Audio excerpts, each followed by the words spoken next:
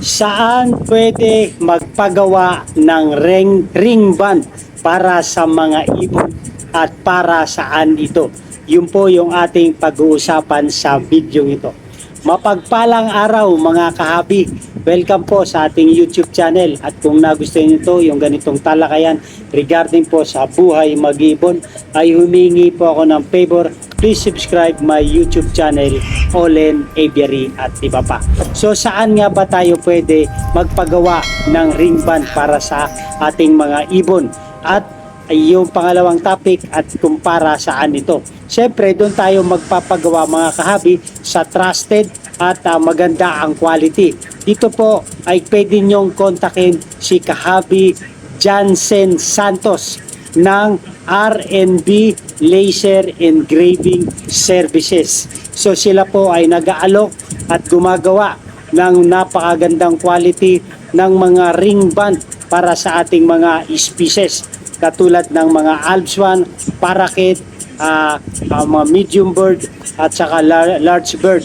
Meron silang mga sizes na magmula sa 5mm, 6mm at sa 8mm. So tayo po ay nagpagawa kay Kahabi Jansen Santos. So pwede nyo pong kontakin regarding po sa detalye kung paano at magkano ang bawat piraso ng ring band. So marami pong pagpipilian ng mga sizes at design and colors ng ring band na ito. At sila po ay nagsiship anywhere in the Philippines, Luzon, Visayas, Mindanao. So yun po ang napakaganda. At tayo po ay nag-order sa kanya, tayo po ay nagpagawa sa kanya ng ring band para sa ating darating na mga progenies sa ating aviary. So shoutout po sa iyo Kahabi Jansen Santos sa inyong pag-accept sa aking pagpapagawa ng ring band. So sa mga kahabi natin dyan na gustong magpagawa ng mga ring band that trusted at maaasahan, ay pwede nyo pong kontakin si Jansen Santos. So ito po yung kanyang mobile number at ito rin po pwede nyo po siyang kontakin dito or pwede nyo pong i-message sa kanyang FB page Jansen Santos. So ito po, so kayo na lang po ang may direct message, pero ang masasabi ko po, siya po ay pwede nating mapagkatiwalaan sa ating transaction sa regarding sa ring band. So bakit nga ba kailangan ng ring band sa ating ibunan at para saan ito? So kung tayo po ay meron ng CWR holder at sa mga CWR permittee, ito po ay ang mga rules and regulation, guideline and policy ni DENR para sa mga Certificate of Wildlife Registration holder. Dito po nakalagay sa number 4 that all progenies bred in the facility and parental stock should have a marking system. Example, leg band, microchip, tattoo, etc. So ito po ay ating obligasyon at ito po ay inuutos ng DENR sa atin na sumunod tayo sa policy ng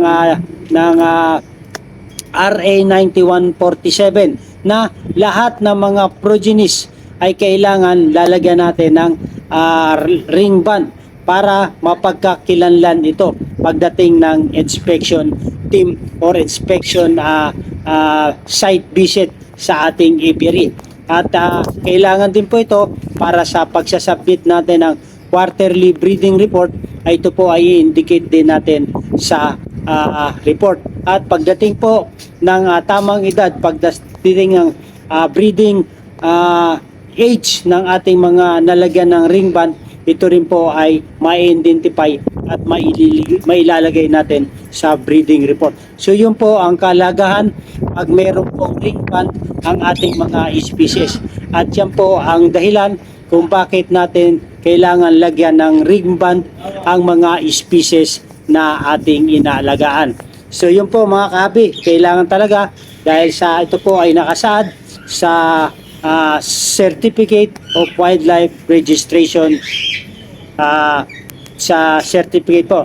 Nakasad po ito sa number 4 po. So yun po mga kahabi. Hope meron tayong mga natutunan kung bakit meron tayong tinatawag na ring band.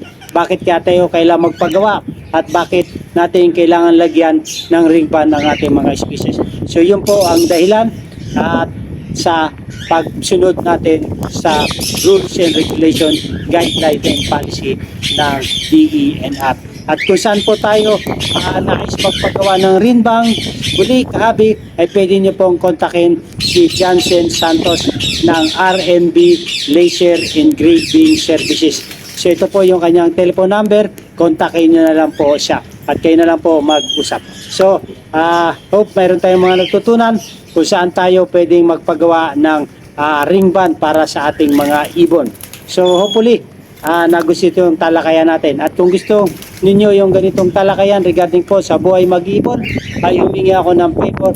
Please subscribe my YouTube channel, Olen Avery at iba pa. So nais ko rin pong i-shoutout ang ating mga kahabi na patuloy na sumusuporta sa mga silent viewers natin dyan. At kay kahabi Lubiano M. Jonel, shoutout po sa inyo. Si kahabi Liana Santiago, shoutout po. Si kahabi John Santos, si kahabi Jaira Buhar, shoutout po. Si kahabi Alberto Ramos, si kahabi Victor Aguila, si Kuya Joms TV, shoutout po sa inyo.